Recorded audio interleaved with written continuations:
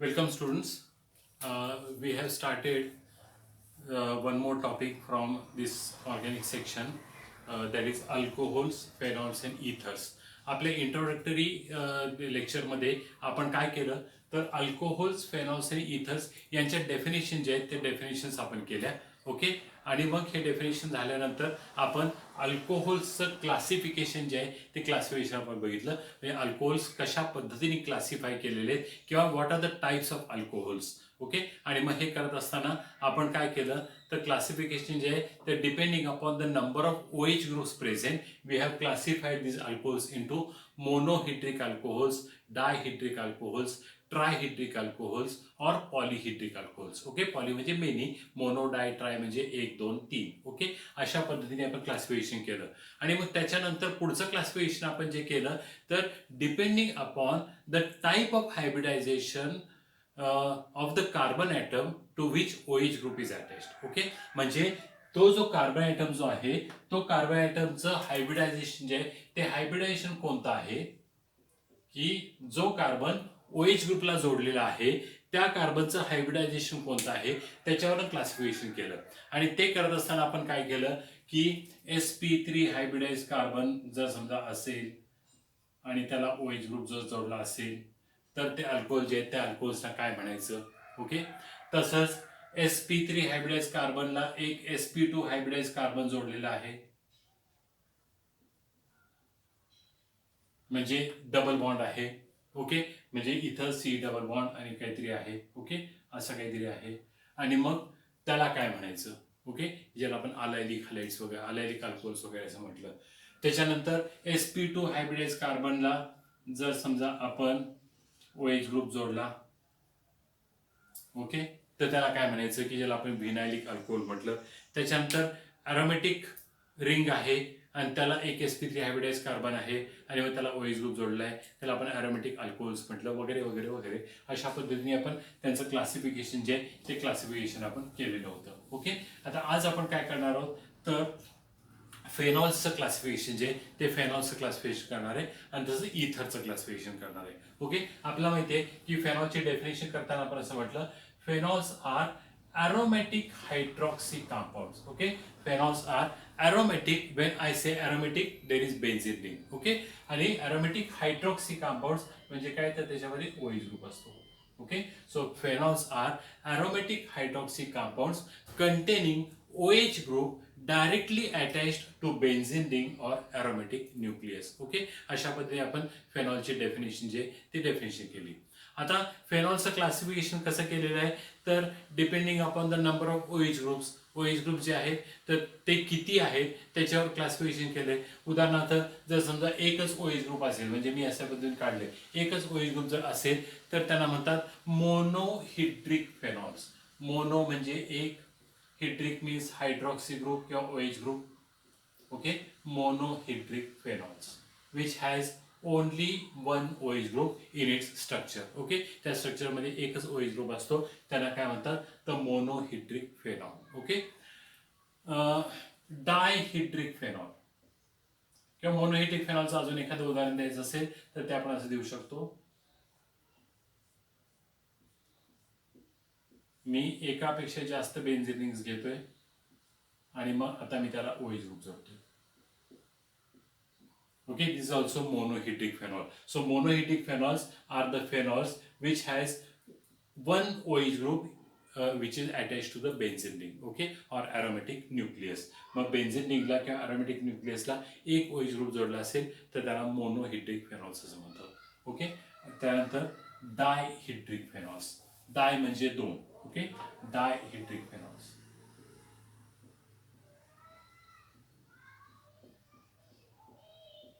आता डायहिड्रिक फेनॉल्स म्हणजे काय की ज्यांच्यामध्ये दोन OH ग्रुप्स आहेत. ओके. म्हणजे जर समजा तुम्ही बेन्झिन रिंग घेतली आणि या बेन्झिन रिंगला जर समजा तुम्ही दोन OH ग्रुप जोडले, एक आणि समजा मी इथं जोडतो, दोन OH ग्रुप जे ते OH ग्रुप जोडले, ह्याला म्हणायचं डायहिड्रिक फेनॉल. ओके. मला वाटलं की OH ग्रुप इथं नकोय, मला OH ग्रुप इथं पाहिजे,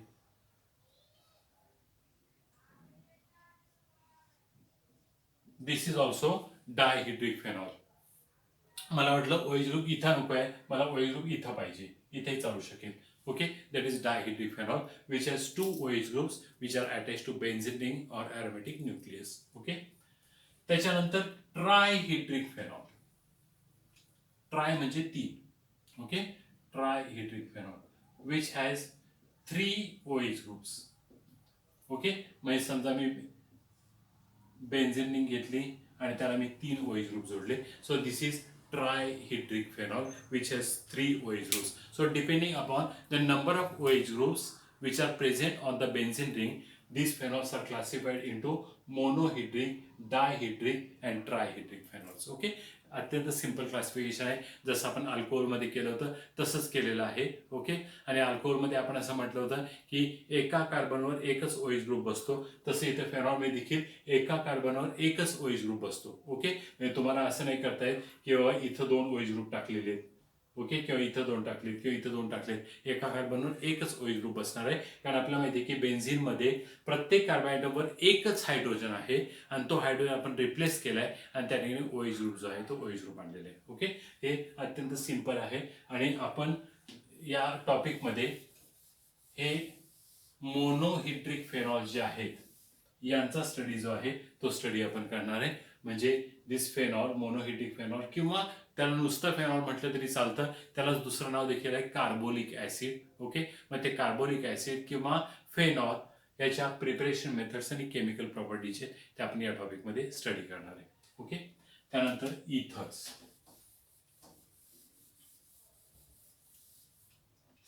इथर्स मध्ये जर आपण बघितलं तर फंक्शनल ग्रुप जो आहे तो कोणता आहे तर RO आणि R.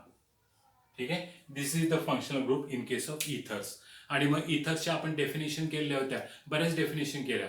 आपण पहिल्यांदा काय केलं, पाण्याबरोबर कंपॅरिझन केलं आणि म्हटलं di alkyl derivative of water. Okay, मागच्या लेक्चरमध्ये आपण ते बघितलं की पाणी घेतलं आणि H2O, त्यातनं 2 हायड्रोजन काढले.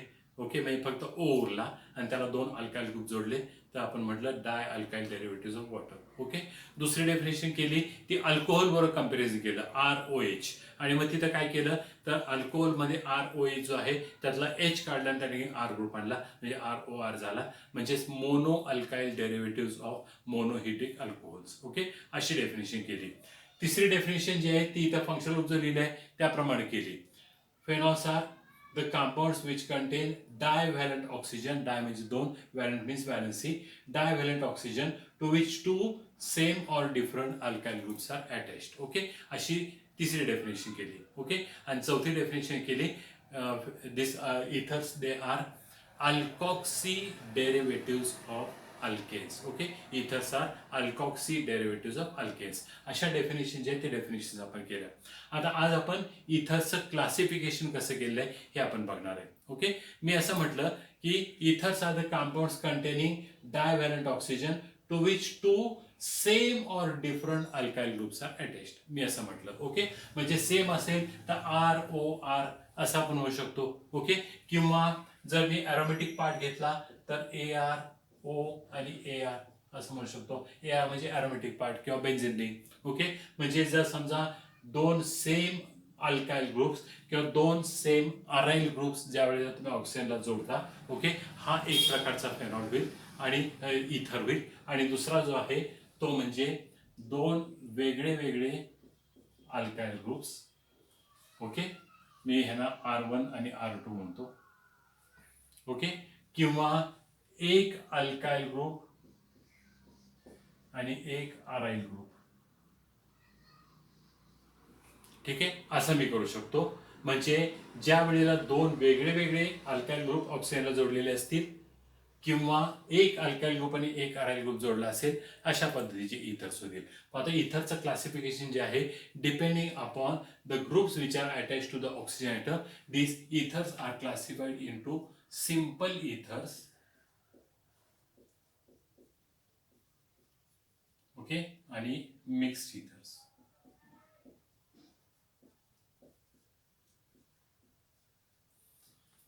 मग आता सिंपल इथर्स मध्ये काय असतं तर ह्या ऑक्सिजनला दोन्ही सेम अल्काइल किंवा अराइल ग्रुप्स अटॅच असतात. ओके. आणि मिक्स्ड इथरमध्ये काय असतं तर दोन्ही वेगवेगळे ग्रुप जे ते अटॅच असतात. आता आपण काही उदाहरणं घेऊया. उदाहरणार्थ आपण सुरुवातीला सिंपल इथरची उदाहरणं जे ती उदाहरणं घेऊ. त्यामध्ये मी असं करतो, हा आर जो आहे तो CH3 घेतो, म्हणजे CH3O आणि CH3. Okay. So both are same groups, हे दोन्ही सेम ग्रुप आहेत, याला म्हणतात सिंपल इथर. ओके. नॉमेनक्लेचर कसं करायचं ते आपण नंतर बघूया. ओके. किंवा मी दुसरं उदाहरण घेतो, बेन्झीन रिंग, त्याला ऑक्सिजन जोडूया आणि परत एक बेन्झीन रिंग. ओके. म्हणजे मी काय केलं तर दोन्ही ग्रुप सेम घेतले, इथं मिथाइल घेतले होते आणि इथं मी काय केलं तर बेन्झीन रिंग घेतली. ओके. मी असे करू शकतो, मिथाइलच्या ऐवजी इथाइल ग्रुप घेतला, इथेही इथाइल ग्रुप घेतला, म्हणजे C2H5, त्याच्यानंतर O आणि C2H5 असंही करू शकतो. ओके. हे जे आहे हे काय होतील तर सिंपल इथर्स. ओके. मग सिंपल इथर मध्ये both the alkyl or aryl groups are same. Okay. आणि त्यानंतर मिक्स इथर. मिक्स इथर मध्ये दोन अल्काइल ग्रुप वेगळे वेगळे असतात. ओके. म्हणजे जर समजा मी असं केलं, CH3O आणि C2H5 किंवा CH2CH3. Okay. Two alkyl groups are different, दोन अल्काइल ग्रुप वेगळे वेगळे आहेत. ओके. यांना म्हणतात मिक्स इथर. किंवा मी असं करतो, एक अल्काइल ग्रुप घेतो आणि एक अराइल ग्रुप घेतो. म्हणजे थोडक्यात काय तर मी हा CH3 घेतला, त्या CH3 ला O जोडलाय आणि आता त्याला मी बेन्झीन रिंग जोडतो किंवा अरोमॅटिक पार्ट जोडतो. दिस इज मिक्स्ड इथर. ओके. मग सिंपल इथर आणि मिक्स्ड इथर असे दोन प्रकार जे आहेत ते इथरचे असतात. ओके. आपण यांचं क्लासिफिकेशन बघितलं. आता आपल्याला या तिघांचंही म्हणजे अल्कोहोल असेल, त्यानंतर फेनॉल असेल आणि इथर असेल, यांचं नॉमेनक्लेचर जे आहे ते नॉमेनक्लेचर बघायचे. तर आजच्या लेक्चरमध्ये आपण अल्कोहोल्सचं नॉमेनक्लेचर कसं केलेलं आहे ते आपण बघणार आहे. Okay. How the names to different alcohols are given. Okay. आणि आपल्याला माहिती आहे की आपण अल्कोहोल्सचं ज्यावेळेला नॉमेनक्लेचर करतो त्यावेळेला आपण दोन प्रकार किंवा कुठल्याही ऑर्गॅनिक कंपाऊंडचं नॉमेनक्लेचर करतो त्यावेळेला आपण दोन प्रकारे करतो. एक म्हणजे common system of nomenclature. Okay. आणि दुसरी जी आहे ती IUPAC system of nomenclature. Okay. अशा दोन प्रकारचे नॉमेनक्लेचर जे ते नॉमेनक्लेचर करत असतो. आता अल्कोहोलच्या बाबतीमध्ये अजून एक सिस्टीम आपण अप्लाय करणार आहे and that is called as carbinol system of nomenclature. Carbinol nomenclature system ही एक नवी सिस्टीम जी आहे ती आपण अल्कोहोलसाठी अप्लाय करणार आहे, carbinol system of nomenclature. Okay. आता ही कार्बिनॉल सिस्टीम काय आहे तर ह्याच्यामध्ये OL दिसतोय म्हणजे अल्कोहोलचे संबंधीमध्ये काहीतरी आहे. ओके. आता या कार्बिनॉल सिस्टीम मध्ये काय केलंय तर बेसिक आपला जो ग्रुप जो आहे किंवा बेसिक आपले जे कंपाऊंड जे आहे ते कंपाऊंड म्हणजे CH3 आणि OH. Okay. This is the basic compound. हे आपलं बेसिक कंपाऊंड आहे आणि या बेसिक कंपाऊंडचं आपलं नाव जे आहे ते नाव कार्बिनॉल असं आहे. आणि या कार्बिनॉलवर आधारित आपली जी नॉमेनक्लेचर सिस्टीम जी आहे ती नॉमेनक्लेचर सिस्टीम आहे. Okay. So CH3OH is nothing but carbinol. म्हणजे आपलं बेसिक कंपाऊंड कोण आहे तर कार्बिनॉल हे कंपाऊंड आहे. ओके. आता मी असं करतो, CH3 CH2 आणि OH. ओके. मी आता हे एक्झाम्पल घेतलं. आता या एक्झाम्पल मध्ये जर समजा तुम्ही बघितलं तर इथं काय केलेलं आहे आपण CH3OH आणि CH3CH2OH. ओके. यांचं कंपॅरिझन करूया. मिथाइल अल्कोहोल हे नाव आहे आपल्याला माहितीच आहे, कॉमन सिस्टीम मध्ये ह्याला आपण मिथाइल अल्कोहोल म्हणतो. ओके. आता या कंपाऊंड मध्ये आणि या कंपाऊंड मध्ये फरक काय तर इथं हा जो CH3 ग्रुप जो आहे त्यातला एक H काढलेला आहे म्हणजे झाला CH2 आणि तो H काढून त्या ठिकाणी कोणता ग्रुप आणलाय तर CH3 ग्रुप आणलाय म्हणजे मिथाइल ग्रुप आणलेला आहे.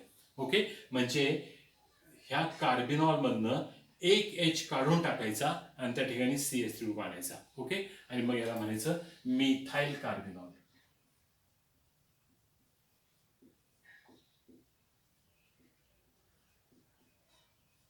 म्हणजे you have to compare the compound which we have to give the name with carbinol or methyl alcohol. Okay, मग मिथाइल अल्कोहोल आणि यामध्ये फरक काय, तर मिथाइल अल्कोहोल मधला जो H जो आहे तो H म्हणजे CH3 मधून H गेलाय तो उरला CH2. ओके, आणि त्या H च्या ऐवजी काय जोडले तर CH3 जोडलेले आहे आणि CH3 म्हणजे मिथाइल आणि मिथाइल कार्बिनॉल. ओके, पुढचं एक्झाम्पल घेऊ.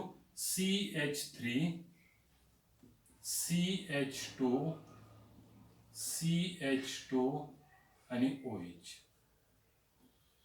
ओके, आता याला कार्बिनॉल सिस्टीम मध्ये काय म्हणायचं याचा विचार करूया. पुन्हा एकदा हे कंपाऊंड आणि हे कंपाऊंड या दोघांचं कंपॅरिझन करू. CH3OH, या CH3 मधला H काढा, काय उरलं CH2 आहे का, CH2 आणि त्याला OH आहे CH2OH, आणि मग H काढून त्या ठिकाणी कोणता ग्रुप आणलाय बघा, हा CH3 CH2 ग्रुप आणलाय आणि या ग्रुपला आपण इथाइल म्हणतो. So this is ethyl carbinol.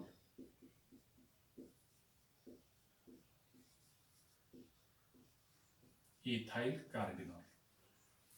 Okay, समजा आपण असं केलं CH3 CHOH आणि CH3. ओके, हे कंपाऊंड आपण घेतलं. आता हे कंपाऊंड आणि हे कंपाऊंड यामध्ये पुन्हा कंपॅरिझन करू. बघा, इथं CH3 आहे आणि त्याला OH ग्रुप जोडलाय, इथं CH आहे आणि त्याला OH ग्रुप जोडलाय. ओके, म्हणजे आपण याच्यामधून 2 हायड्रोजन्स काढून टाकलेले आहेत आणि त्या ठिकाणी 2 कोणते ग्रुप घेतलेत बघा, मिथाइल ग्रुप घेतलेले आहेत. ओके, म्हणजे हे कंपाऊंड आणि हे कंपाऊंड यामध्ये फरक काय आहे, तर या कंपाऊंड मधनं 2 हायड्रोजन काढून त्या ठिकाणी 2 मिथाइल ग्रुप आणले, याला म्हणतात डायमिथाइल कार्बिनॉल.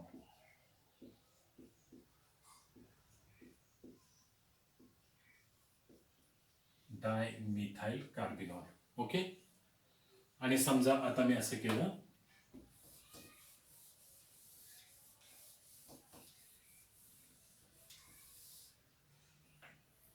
समजा हे उदाहरण घेतलं.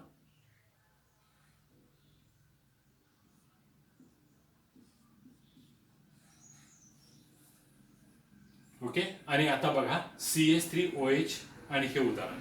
ओके, यामध्ये आता काय फरक आहे, तर CH3 मधले 3 हायड्रोजन्स काढलेत आणि त्या ठिकाणी कोणते ग्रुप आणलेत बघा, 3 मिथाइल ग्रुप आणलेले. ओके, मग याचं काय नाव होईल, डायच्या ऐवजी फक्त काय म्हणू आपण, ट्राय म्हणू, ट्राय मिथाइल कार्बिनॉल. ओके, तर ही एक सिस्टीम आहे नॉमेनक्लेचरची की ज्याला म्हणतात कार्बिनॉल सिस्टीम. ओके, आणि ही कार्बिनॉल सिस्टीम जी आहे ही सिस्टीम आपल्याला नीट असेल, CET असेल किंवा JEE असेल त्यामध्ये कुठेतरी एखादा प्रश्न जो आहे तो प्रश्न विचारला जाऊ शकतो आणि त्याच्यामध्ये मग हे कंपाऊंड जे आहे या कंपाऊंडचं नाव जे आहे ते नाव तुम्हाला विचारलं जाऊ शकेल. ओके, आता समजा अजून एखादं आपण उदाहरण घेऊ.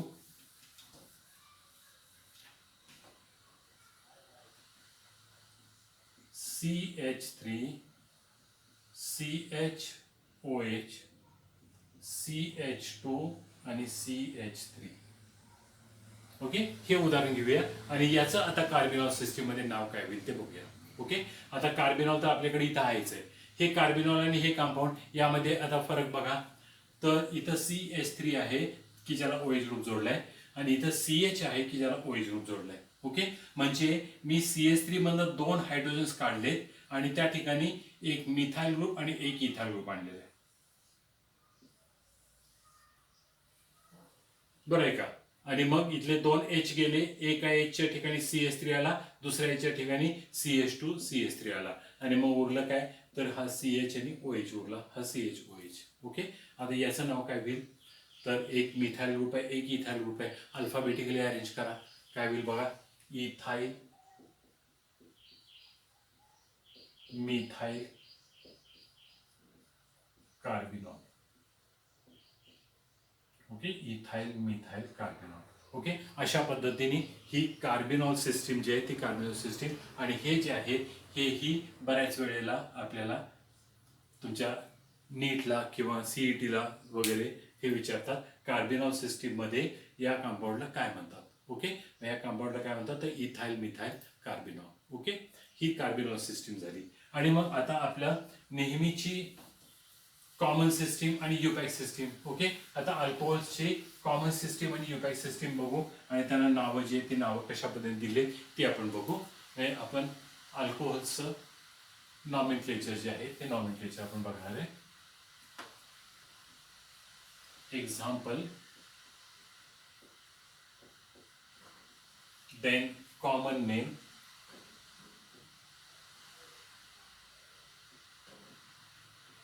and then IUPAC name.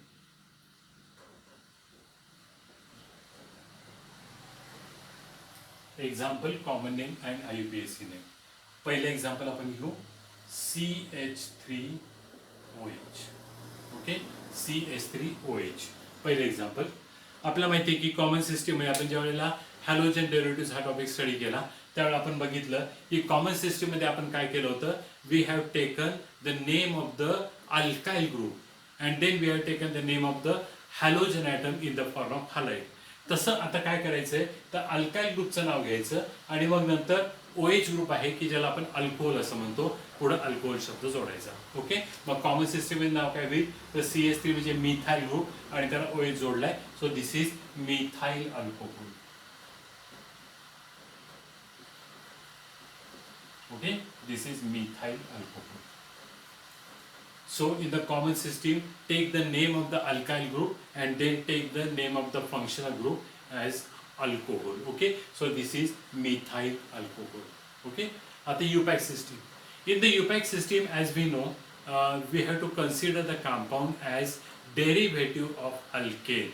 तो अल्केनचा डेरिव्हेटिव्ह आहे असं कन्सिडर करायचं. ओके, म्हणजे it is a derivative of alkane. आणि मग अल्केन मधून आपल्याला H काढून टाकायचं आहे. ओके, H काढून टाकायचं आहे आणि त्या ठिकाणी आपण OH ग्रुप घेतो. ओके, म्हणजेच आपण असं करू, या अल्केन मधून E काढून टाकूया. ओके, आणि त्या ठिकाणी OL जोडूया. ओके, अल्केन मधून E काढून टाकला आणि त्या ठिकाणी आपण OL जोडला. ओके, त्याला म्हणतात अल्कॅनॉल. म्हणजे युपॅक सिस्टीम मध्ये अल्कोहोल्सना काय म्हणतात तर अल्कॅनॉल असं म्हणतात. ओके. आता इथं कार्बन ॲटम्स किती आहेत बघा, एकच कार्बन ॲटम आहे आणि एक कार्बन ॲटमचं अल्केन कोणतं तर मिथेन. मग मिथेन मधून E काढून टाका आणि OL जोडा. नाव काय होईल बघा, METHANOL, methanol. Okay, so methyl alcohol is also called as methanol. त्याला काय म्हणतात तर मिथॅनॉल असं म्हणतात. Okay, and which is nothing but methyl alcohol. Okay, आता हे लक्षात ठेवायचं की अल्केन मधून E काढलंय आणि काय जोडलंय OL जोडले. So alcohols are also called as alkanols. अल्कोहोल्सना दुसरं काय नाव आहे तर अल्कॅनॉल असं नाव आहे. ओके, आता दुसरं एक्झाम्पल घेऊ.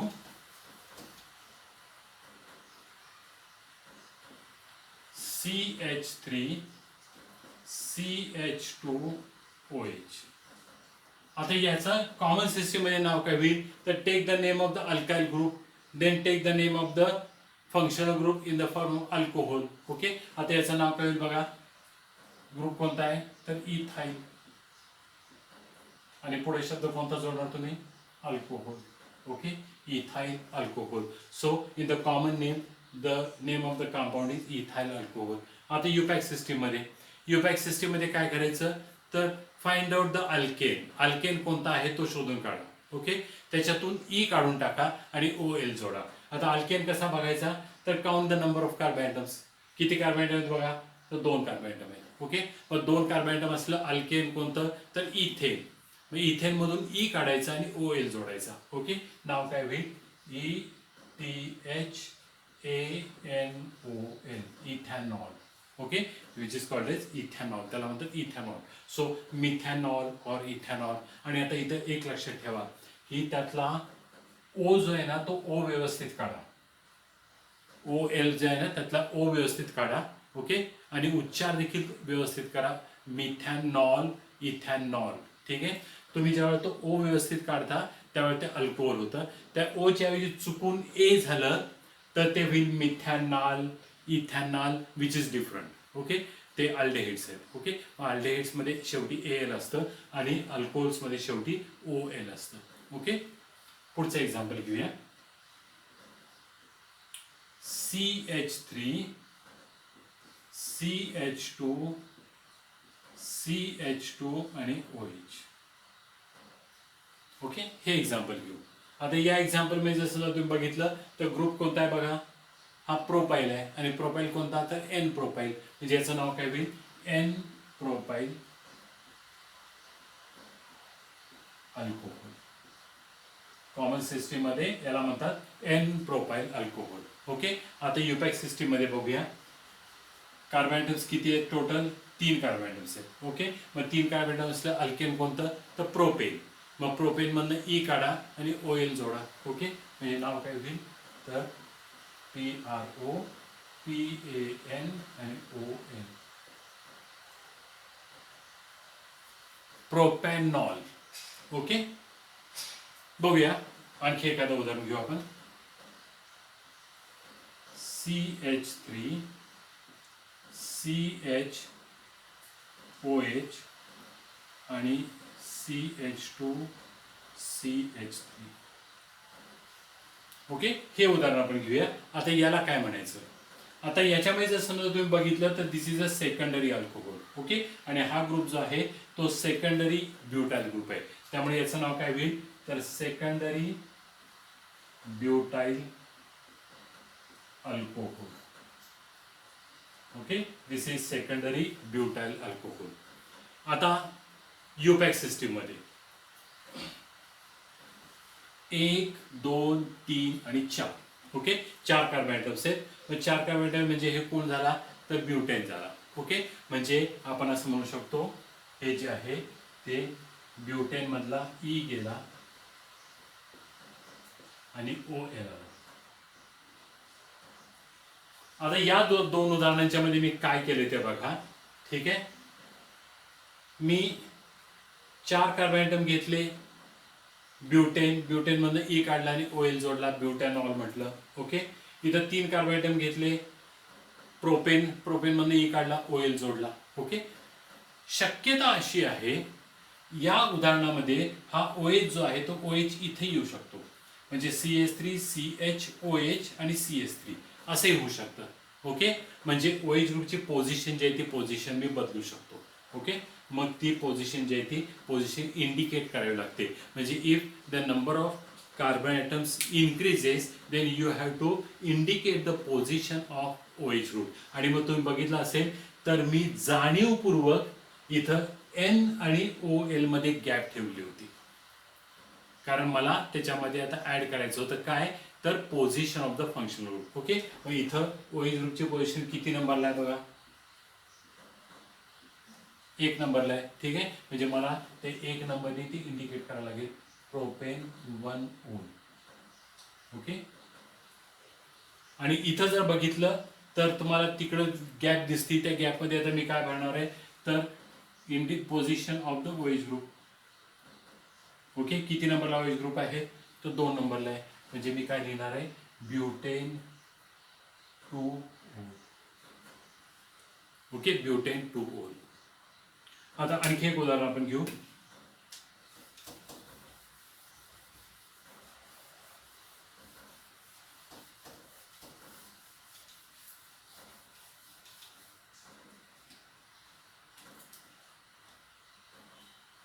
CH3, CH3, देन CH3 आणि OH. ओके, आता कॉमन सिस्टीम मध्ये जर बघितलं तर हा अल्काइल ग्रुप कोणता आहे, तर टर्शरी ब्युटाइल. ओके, आणि मग पुढे शब्द काय म्हणणार तुम्ही, alcohol. So this is tertiary butyl alcohol.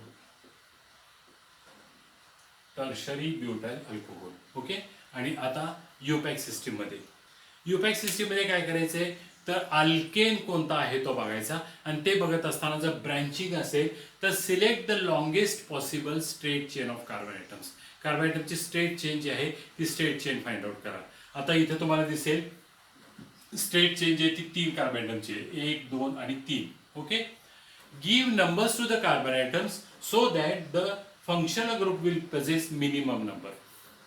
मग तुम्ही वरून सुरुवात केलं तर 2 नंबरला फंक्शन ग्रुप येतोय, खालून सुरुवात केली तरी 2 नंबरला फंक्शन ग्रुप येतोय. ओके, मग तुम्ही नंबर्स करा 1 2 आणि 3. And now indicate the position of the functional group and if position of the alkyl group. Okay, आता अल्काइल ग्रुप कोणता आहे तर मिथाइल आहे. किती नंबरला आहे 2 नंबरला आहे. ओके, तसंच OH ग्रुप फंक्शनल ग्रुप किती नंबरला आहे 2 नंबरला आहे. म्हणजे याचं नाव देत असताना 2 मिथाइल, नंतर अल्केन जो आहे तो प्रोपेन, आणि तो किती नंबरला आहे तर 2 नंबरला 2 मिथाइल प्रोपेन 2 ओल. Okay, so this is the name of tertiary butyl alcohol. Okay, अशा पद्धतीने आपण अल्कोहोल्सचं नॉमेनक्लेचर जे आहे ते नॉमेनक्लेचर आपण केलं. ओके, आता आपण मोनोहिड्रिक अल्कोहोलचं नॉमेनक्लेचर केलं. आता आपण असं करूया की डायहिड्रिक अल्कोहोलचं नॉमेनक्लेचर जे आहे ते नॉमेनक्लेचर करू. ओके,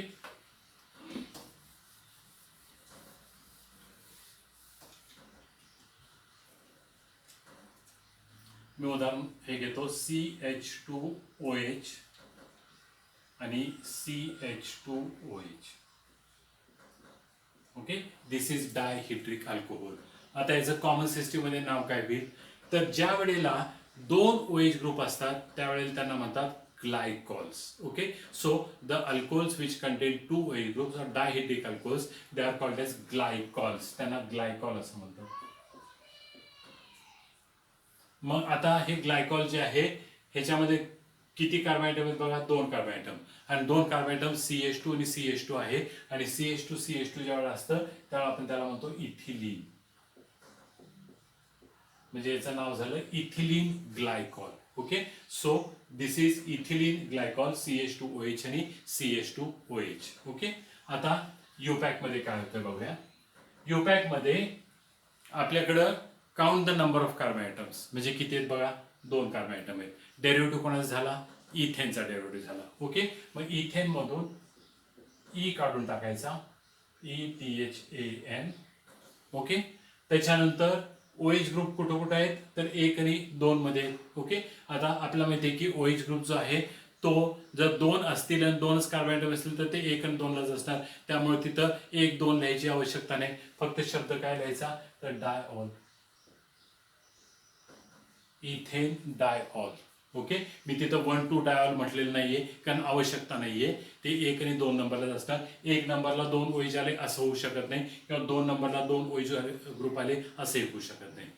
पण जर समजा मी 3 कार्बन ॲटम घेतले 1 2 आणि 3. ओके, आणि आता OH ग्रुप जर समजा मी असे मांडले म्हणजे CH3 CHOH आणि CH2OH. ओके, आता याचं नाव काय होईल तर प्रोपिलीन, कारण 3 कार्बन आहेत प्रोपिलीन आणि पुढे glycol. Okay, so this will B propylene glycol.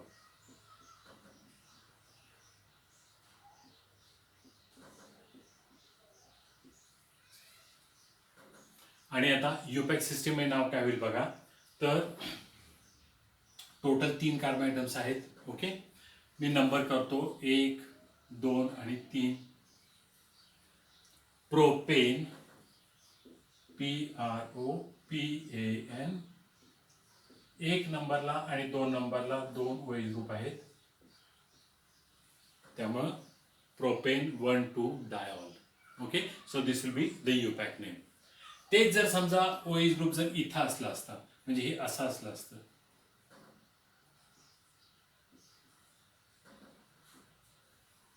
तर याचं नाव झालं असतं प्रोपेन 1 3 डायऑल. ओके, अशा पद्धतीने हे नॉमेनक्लेचर जे हे नॉमेनक्लेचर होऊ शकतं. त्याच्यानंतर ट्रायहिड्रिक अल्कोहोलचं एखादं उदाहरण घेऊया आपण.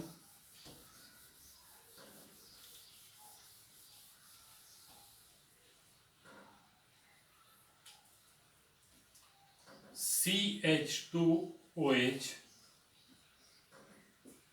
CHOH आणि CH2OH. ओके. ट्रायहिड्रिक अल्कोहोलचं आपण उदाहरण घेतलं, CH2OH, CHOH आणि CH2OH. आता याचं नाव जे आहे ते ग्लिसरीन किंवा त्यालाच म्हणतात ग्लिसरॉल, ग्लिसरीन और ग्लिसरॉल. ठीक आहे. ही दोन्ही नावं जे ते कॉमन सिस्टीम मध्ये ग्लिसरीन किंवा ग्लिसरॉल. आता युपॅक सिस्टीम मध्ये याचं नाव काय होईल बघा. तर टोटल कार्बन आयटम किती आहेत, तर 3 आहे. ओके. म्हणजे प्रोपेन. आता आपल्याकडे 3 OH ग्रुप आहेत आणि 3 OH ग्रुप आहेत, 3च कार्बन आयटम आहे, तेव्हा 1 2 3 म्हणायची आवश्यकता नाहीये. म्हणजे प्रोपेन ट्रायओल. ओके. आणि जर समजा तुम्हाला म्हणायचंच असेल तर तुम्ही म्हणू शकता प्रोपेन PROPAN 1 2 3 ट्रायओल. ओके. पण नुसतं प्रोपेन ट्रायओल असं म्हटलं तरी देखील चालू शकतं. ओके. तर हे झालं नॉमेनक्लेचर ऑफ अल्कोहोल्स. आता आपण अलायलिक अल्कोहोल्स आणि व्हिनायलिक अल्कोहोल्स आणि बेन्झिलिक अल्कोहोल जे यांचं नॉमेनक्लेचर कसं केलं आहे हे आपण पुढच्या व्हिडिओमध्ये बघणार आहे. ओके. थँक्यू.